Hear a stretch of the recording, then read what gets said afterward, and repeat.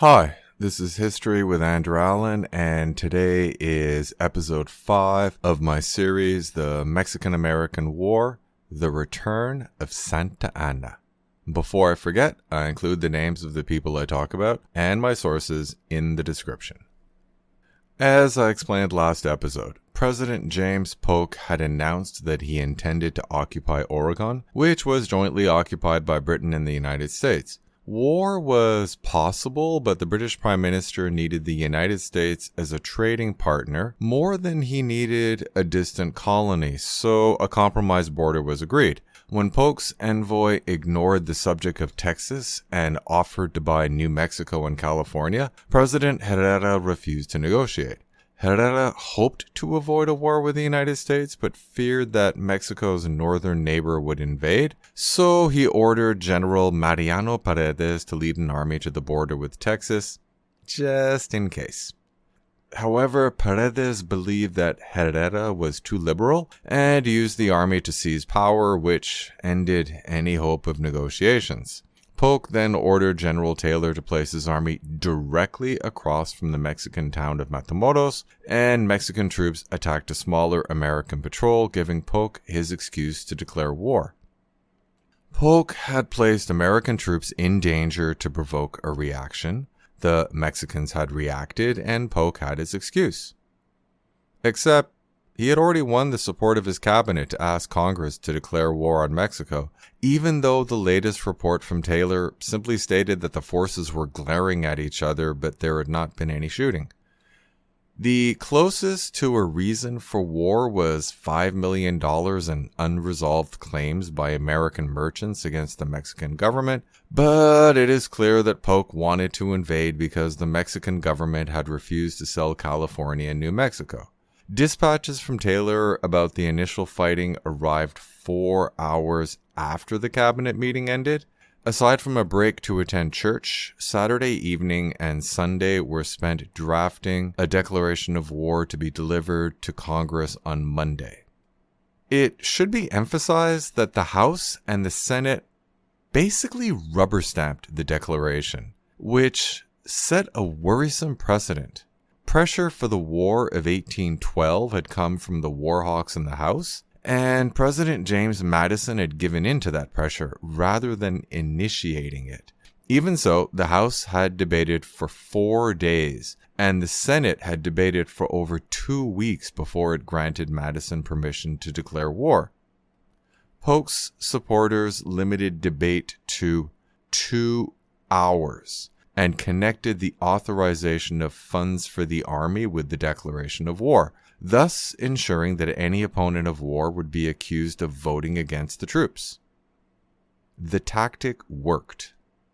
The House of Representatives heard Polk's message on May 11 and debated for 30 minutes before voting 173 to 14 in favor. The 14 noes were led by John Quincy Adams, the former president who had won a seat in the House.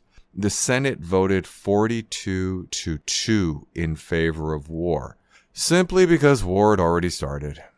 Actually, several Democratic senators were reluctant, including Polk's ally Thomas Hart Benton, who actually made a speech where he pointed out that the Mexican Congress had not declared war, and the skirmish was a defensive measure against an army placed right on the border.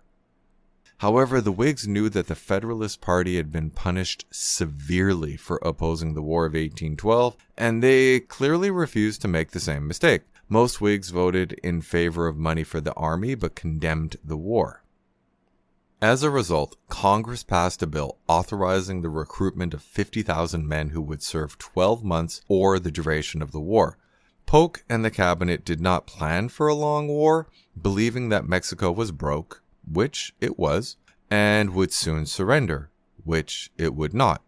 Having won permission for an invasion, Polk began planning to take advantage of the war. Meeting with his cabinet on May 26, he received unanimous support to send Brigadier General Stephen Kearny with a force of volunteers from Missouri to seize Santa Fe and then possibly take California as well. Polk's strategy was simple. He would seize the parts of Mexico that he wanted, namely Arizona, New Mexico, and California, and use the territory captured by Taylor to force Mexico to accept American expansion. London was monitoring the situation in Mexico and likely knew that war would start between the United States and Mexico, but it still chose to negotiate a compromise rather than go to war over Oregon, probably because the 49th parallel was a fair deal, so the treaty was signed on June 15th. Despite all of the shouting of 54-40 or fight, the Senate ratified a treaty confirming the 49th parallel 41-14 on June 18th, apparently switching to 54-40 or compromise. So, war had been declared, but what was happening in Mexico? Well, the war had started. During the Battle of Palo Alto on May 7th, General Arista arranged his infantry to block the route from Taylor's fort to the landing area for supplies from ships. He expected that the Americans would attack, but would fail to break through his troops, so when they retreated, his cavalry would charge, hopefully routing them. It was a good plan, except American artillery greatly outranged the far fewer Mexican artillery and were much more accurate, so Taylor simply shelled the Mexican troops. When Arista launched a cavalry attack, the artillery quickly changed their angle and blew holes in the cavalry. The battle was an American victory, but the Mexican troops had endured 5 hours of shelling and had not broken. The next day was a more straightforward battle since Taylor sent his infantry directly against the Mexicans, but the Mexicans were hungry and exhausted from the previous day. After losing the battle, Arista was forced to abandon Matamoros because he had little food and ammunition. Taylor had won his first battle, but the victory was largely due to the artillery advantage, rather than Taylor's strategy. Furthermore, he made no effort to follow the retreating Mexican army. Regardless, he became famous in the United States as a new military hero. It is worth wondering what would have happened if Paredes had not revolted, but had led his large army to the border. Arista would have had thousands of more men. American artillery still would have had a major advantage, but Arista's greater numbers might have encouraged him to attack immediately, so his troops would not have had to bear hours of shelling. If the first battle had been a draw, public support for the war in the United States might have been weaker. Since Matamoros had been abandoned, Taylor organized the logistics of transferring his army across the Rio Grande to occupy the port. Unfortunately, the volunteers soon arrived, badly disciplined and frustrated that they would probably be unable to gain any glory during their short enlistment. Taylor officially complained to the Secretary of War, stating that he had never asked for so many men. This harsh response may seem unkind, but Taylor had disliked militia since the War of 1812 when a campaign had to be cancelled because the volunteers refused to continue due to horrible weather. His low opinion of militia managed to worsen during Black Hawk's War in 1832. The more I see of the militia, the less confidence I have in their affecting anything of importance, and therefore tremble not only for the safety of the frontiers, but for the reputations of those who command them. Why were there so many volunteers? Patriotism was the main reason, but the weak economy was also a factor. Men struggled to find work, and a soldier's salary was twice the pay for a laborer. Nearly twice as many volunteers served in the war than regulars. As I already explained, many of the regulars were poor immigrants. However, many volunteers were middle or upper class, led by officers who had been elected by people from their region and hoped to be elected to political office after the war. So they were reluctant to impose strict discipline. As a result, the volunteers were badly trained, which led to frequent accidents with firearms and friendly fire during battles. Officers were expected to bring servants since they were gentlemen, and the costs of the servants was covered by the army. Northern officers hired free blacks, but Southern officers brought slaves, and many, unsurprisingly, deserted. Meanwhile, the Whigs had won a major victory in the midterm elections, ending up with a slight majority in the House, which made it harder for Polk to ensure the passage of legislation. Polk and his cabinet continued to debate whether the United States should simply hold the captured territory or push further into Mexico.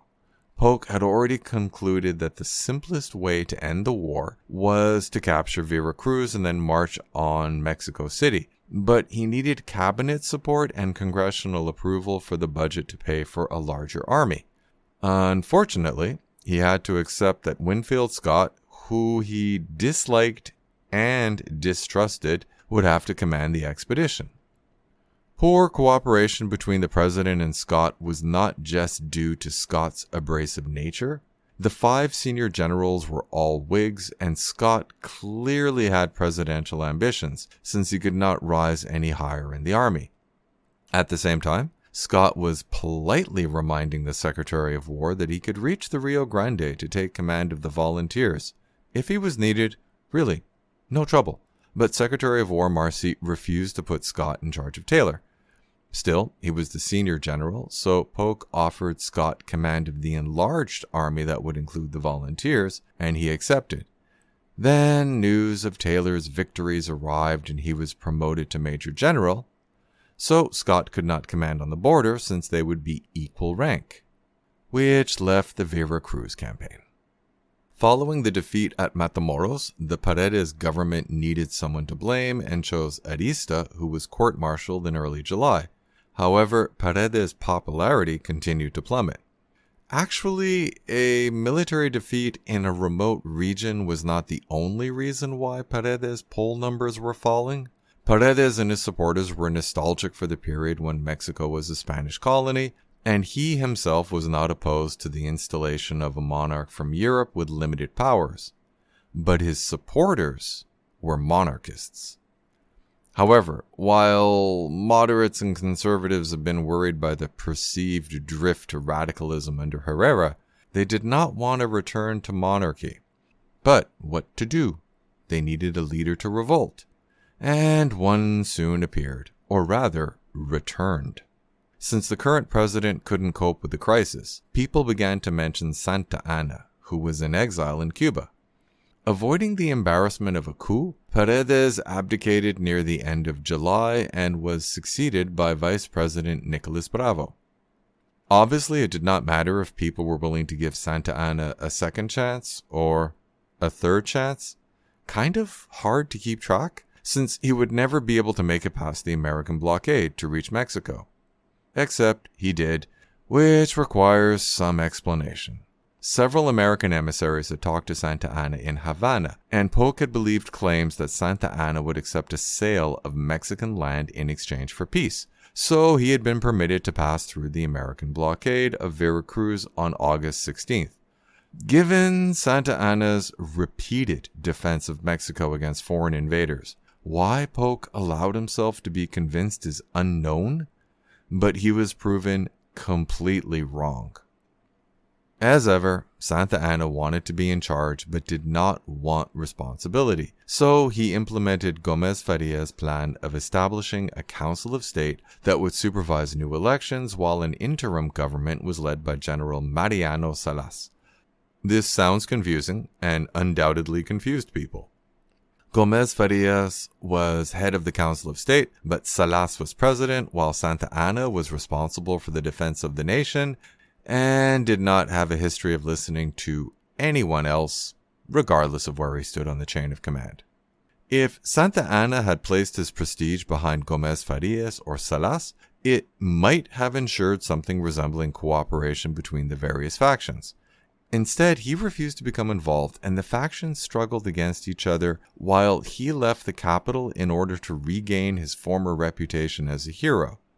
This should not be a surprise since he never wanted to govern and only did so reluctantly. In fact, Santa Anna was organizing an army in San Luis Potosi when he learned that he had been elected president on December 23, 1846, with Gómez Farias as vice president. He did not even return to consult on the organization of the new government. He simply wanted to lead the army that defeated the northern invader and restored his heroic status.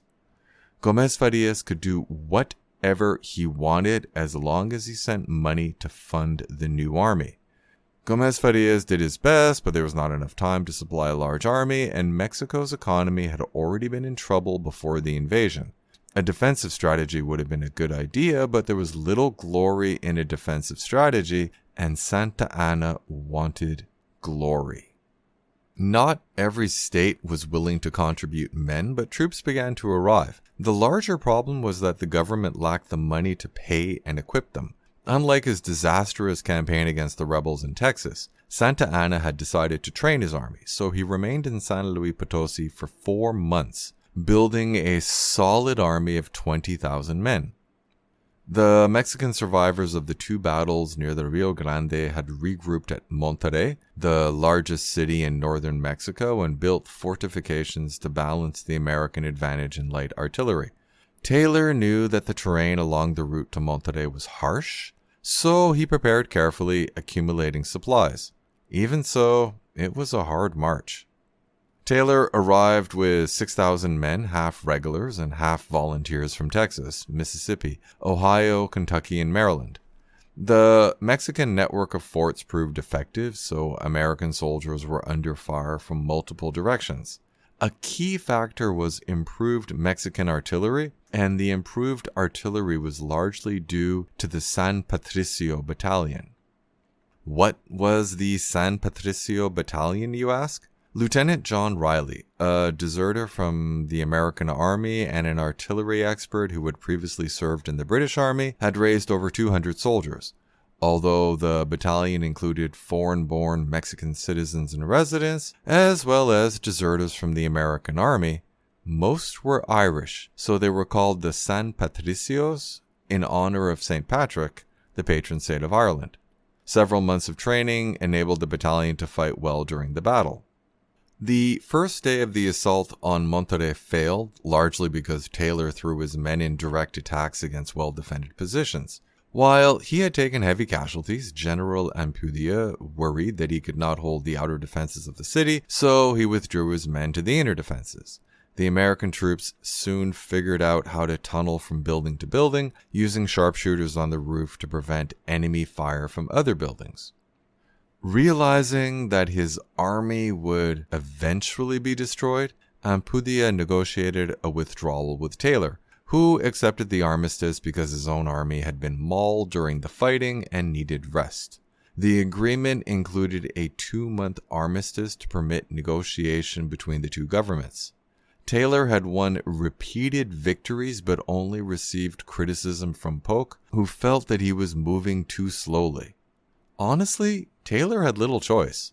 He had already taken heavy casualties, and a final assault would have been bloody, leaving him stuck in Mexico with an army full of wounded and few doctors. To sum up, President James Polk had received permission from Congress to declare war in Mexico. Actually, the war had already started, and the superiority of American artillery enabled General Taylor to defeat a Mexican army under General Arista.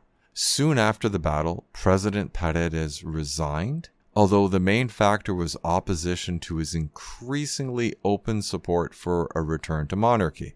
Strange as it may sound, he was succeeded by Santa Anna, who had been allowed to pass through the American blockade because Polk believed that he would negotiate the annexation of Texas. Since Taylor had driven General Ampudia out of Monterrey, a key city in northern Mexico, the question was, how much deeper into Mexico would the American army go? And I will answer that question next episode. Thanks for listening.